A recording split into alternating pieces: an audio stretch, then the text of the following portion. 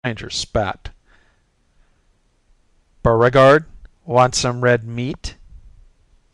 "He'd make me upchuck. Only rodents eat their own kind." "Just a bite?" "Do I have to swallow?" "No, just slash." "Wait, barbarian." "Barbarian terrestrial, am I? You were maybe going to invite me for tea and cakes with that pencil ray?" "Talk!" snapped Peter. "Where is she?" "Who?" "Beauregard." "Yes, boss. The throat or the other hand?" "All right. For the good it'll do you. She's in there. Go on in, and we'll have two of you." Beauregard growled. "Three of us, and we might be hard to handle." Peter stood up and hauled the stranger to his feet. His right hand dripped blood from the dog's teeth.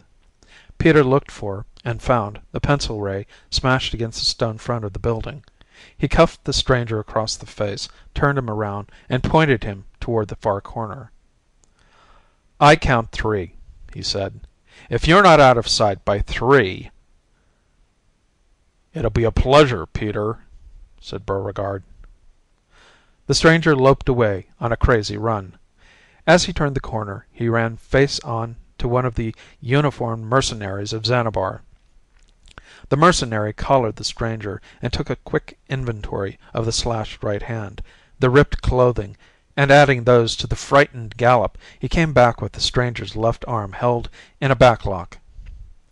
Haughtily he demanded, "What goes on in Xanabar?" Peter eyed the mercenary sourly. "Kidnapping and attempted murder." "Who says such lawlessness runs rife in Xanabar?" "I say so. Peter Hawley, of the Extraterrestrial Service. I say so." "You are mistaken, barbarian." "I say so," said Beauregard. "You're an animal." "I am. And so are you."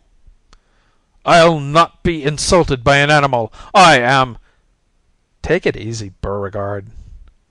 "Take it easy, nothing. This mercenary foot soldier forgets one thing, or maybe he doesn't know about it." "Don't call His Excellency's peacekeepers mercenaries," snapped the mercenary.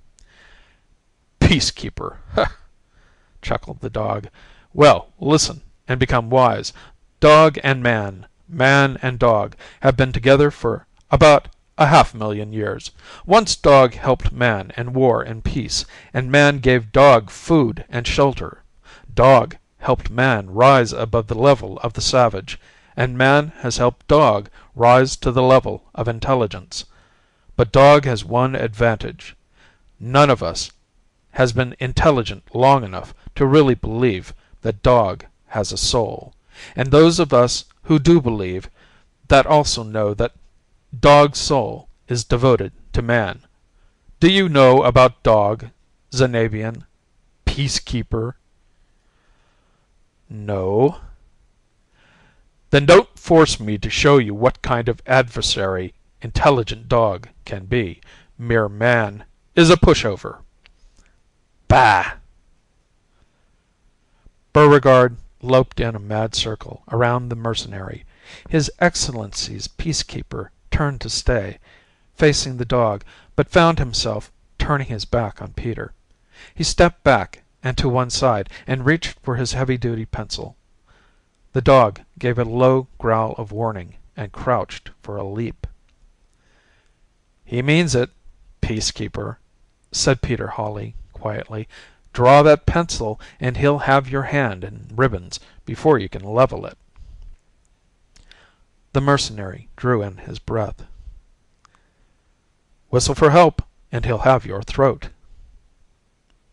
"I shall not permit this high-handed—" "Then stop sounding off and listen to us," snapped Peter. "I charge the Empire of Xanabar with the crime of being indifferent to the welfare of the stranger within her gate. I charge kidnapping and attempted murder, and I charge the latter against the specimen you hold in your hand." "An outlander!" Does he bring his own law to Xanabar? If he does, then so do I. I arrest you all for breaking the peace of Xanabar." "Me too?" asked Beauregard. The mercenary ignored the dog's eager sally. "You are armed, Terrestrial." "So is he." "So am I," snarled Beauregard, showing a fine set of white fangs in the most effective gesture. "This must cease," thundered the mercenary. "You cannot threaten His Excellency's peacekeepers." Beauregard growled. "Slip the mercenary a crystal cut, boss. We've got a girl to find." "A girl? A terrestrial girl?" asked the mercenary, with his eyes opening. "The daughter of our envoy to Lonophyte, Miss Vanessa Lewis, last reported in her stateroom aboard the terrestrial spacecraft Polaris during landing pattern at Xanabar's Citadel spaceport," the mercenary said. "The work of outlanders, riffraff such as this." "Well," snapped Peter Hawley, "do His Excellency's peacemakers condone such goings on?" "We keep the peace of Xanabar.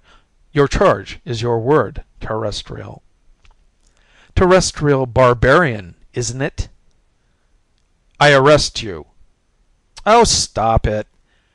For 5-weight of crystal cut, can you be bribed to haul that specimen off to jail and let me go about making my own peace with Xanabar?" "You accuse me of accepting bribes?" "You're a mercenary, aren't you? 7-weight of crystal cut." 10. 7, said Peter.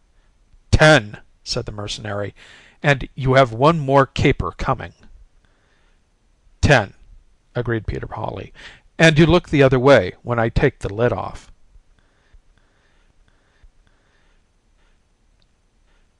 "Still got it," said Beauregard, sniffing at the closed door, but keeping one eye on the disappearing mercenary and his prisoner. "I've got it too. Still fright and concern.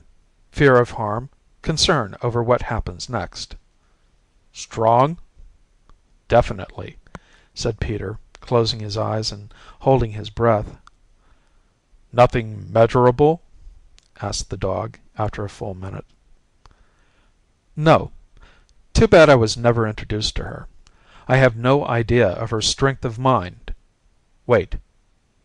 Another minute went by in personal silence, Peter Hawley's concentration far too deep to be disturbed by the sounds of the city's spaceport slum by night.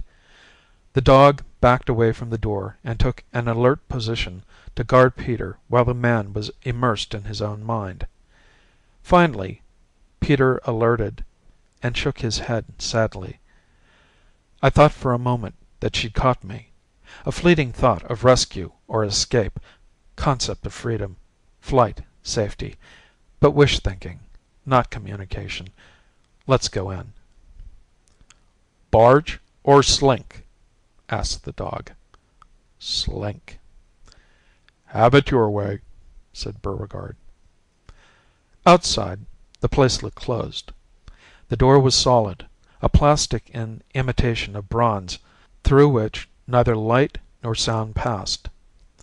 The windows were dark, but once the door was cracked, the wave of sound came pouring out along the slit of light and filled the street with echo and re-echo. "Slink now," said the dog. So everybody makes mistakes. Inside, a woman leaned over a low counter.